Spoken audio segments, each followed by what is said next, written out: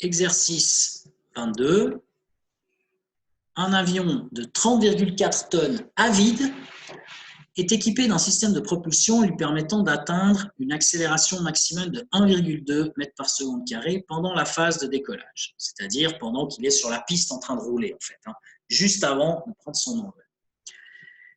Alors la question, c'est que vaut son accélération lorsqu'il transporte une charge de 8200 kg? Déjà ici, il faut comprendre que l'avion, quand il est vide, il a une certaine masse, qui est 30,4 tonnes à vide. Et puis maintenant, si on lui charge 8200 kg, donc c'est une charge supérieure, c'est-à-dire que c'est quand on lui rajoute quelque chose. Donc sa masse totale, ce sera les 30,4 tonnes à vide, plus les 8200 kg. Donc il aura une masse qui va augmenter, en fait, dans les deux cas de figure.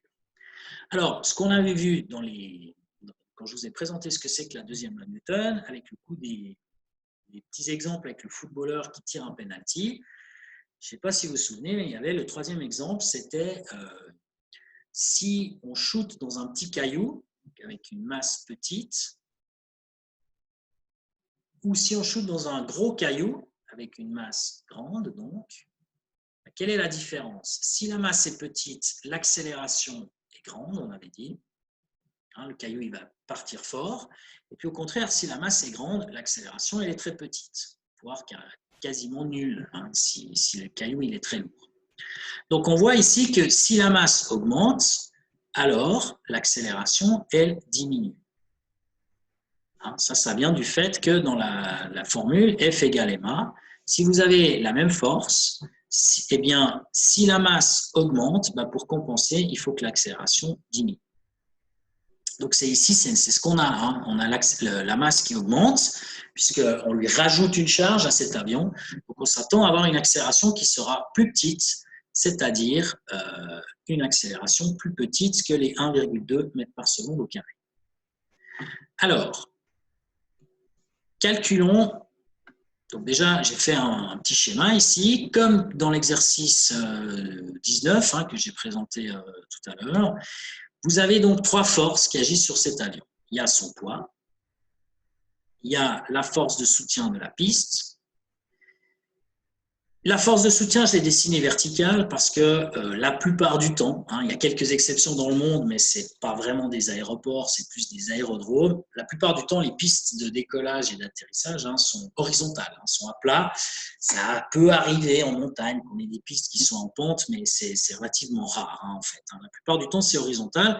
Donc si c'est horizontal, la force de soutien ici, elle est verticale.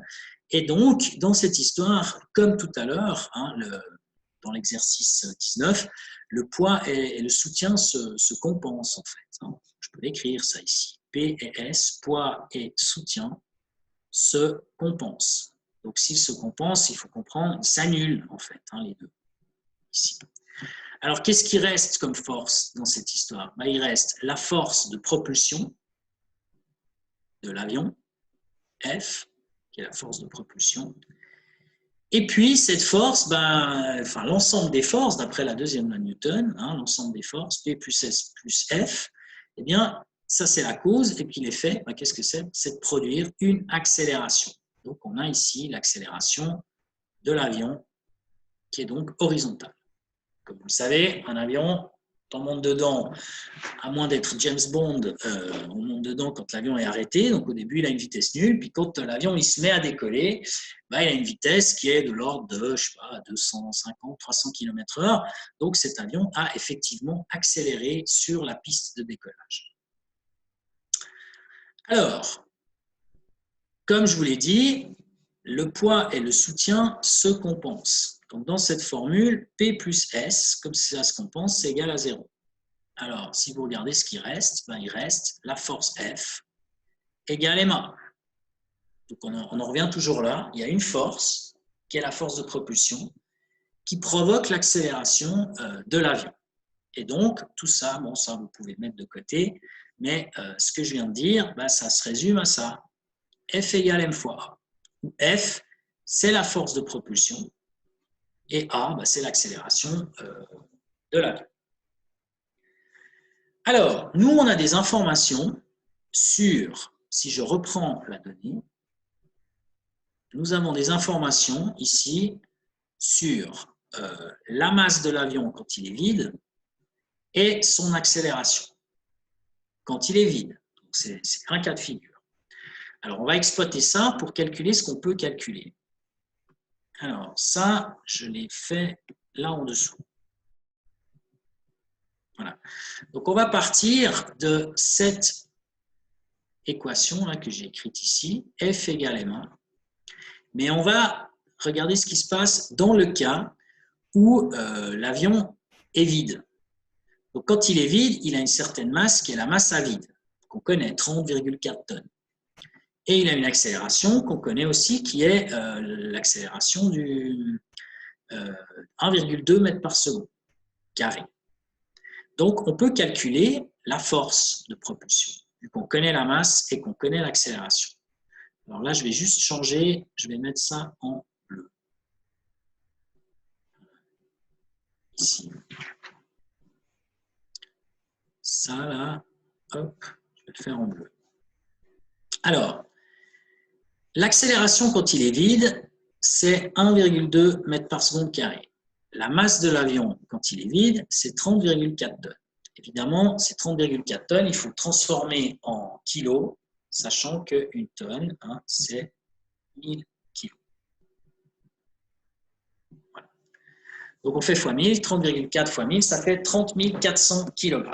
Donc, vous mettez ces valeurs dans la formule, ici et là, et donc, vous pouvez calculer la force du moteur. Alors, la force de propulsion, F, si vous faites 30 400 fois 1,2, ça fait 36 480. Ce qu'il faut bien comprendre là-dedans, c'est que cette force, c'est la force des moteurs. Ça, c'est la force de propulsion. Propulsion.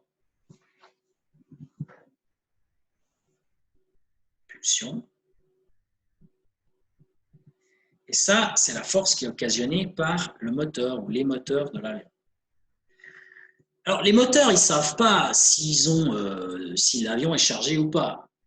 Qu'il y ait aucun passager à l'intérieur ou que l'avion soit plein à craquer, les moteurs, ça reste les mêmes moteurs. Donc, la force qu'ils vont pouvoir produire, cette force-là, c'est tout le temps la même, en fait. C'est tout le temps la même force. C'est comme vous, si vous êtes sur un vélo, vous prenez votre vélo et puis vous commencez à pédaler. Vous avez une certaine force dans vos cuisses qui vous permettent de pédaler, d'accélérer. Mais si maintenant, je sais pas, vous avez un sac à dos chargé ou vous avez quelqu'un sur votre porte-bagages, eh bien, quand vous allez pédaler, vous allez produire la même force, en fait. Parce que vous avez les mêmes muscles. Qu'il y ait quelqu'un sur le porte-bagages ou pas, vous avez les mêmes jambes. Donc, comme vous avez la même force, en fait, ce qui va se passer, vous l'avez déjà constaté, j'imagine, vu que le vélo va être plus lourd puisqu'il y a quelqu'un sur le porte-bagages ou que vous avez un sac à dos sur le dos, eh bien, vu que vous êtes plus lourd, ça va être plus dur. Donc, avec la même force, vous allez produire une accélération qui est plus petite. C'est exactement la même chose pour l'avion, en fait. La force qu'on vient de calculer maintenant, ce F là, qu'on vient de calculer, c'est la même chose quand l'avion est chargé.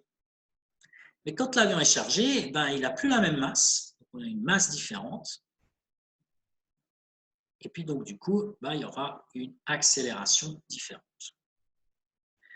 Alors, ce que j'ai fait là-dedans, c'est, je l'ai fait là en dessous, donc j'ai réécrit cette équation qui est là, je l'ai réécrite ici. Donc, vous avez l'accélération ici, la force ici, et la masse ici. Et maintenant, ce qu'on cherche, c'est quelle est la nouvelle accélération. On cherche, pour trouver cette accélération, il faut diviser par la masse. Donc, on a l'accélération ici, qui est égale à la force divisée par la masse. Alors maintenant, quelle est cette force en rouge? Comme je vous l'ai dit, c'est la même. C'est la même force, qu'il soit chargée ou vide. Donc, c'est les 36 480 newtons qu'on a trouvé tout à l'heure. Et maintenant, ce qui change, c'est la masse, en fait. La masse, maintenant, elle est supérieure, puisque la masse, quand il est chargé, c'est en fait la masse de l'avion quand il est vide, plus la charge. C'est-à-dire les 30 400 plus 8 200. Et ça nous fait un total de 38 600 kg. Ça, c'est la nouvelle masse, une masse plus grande. Vous mettez ça là-dedans, et donc vous faites le calcul. Là, il y a les 38 600.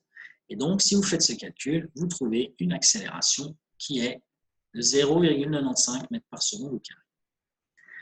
Et vous voyez bien, j'ai marqué ça tout en bas, maintenant je vais effacer, ça devient un petit peu chenille. Vous voyez bien que, comme on avait prévu, en fait, eh bien, l'accélération, on a obtenu 0,95. C'est effectivement une accélération qui est plus petite, plus faible, que lorsque l'avion est vide. Lorsqu'il est vide, c'est là qu'il peut subir la plus grande accélération.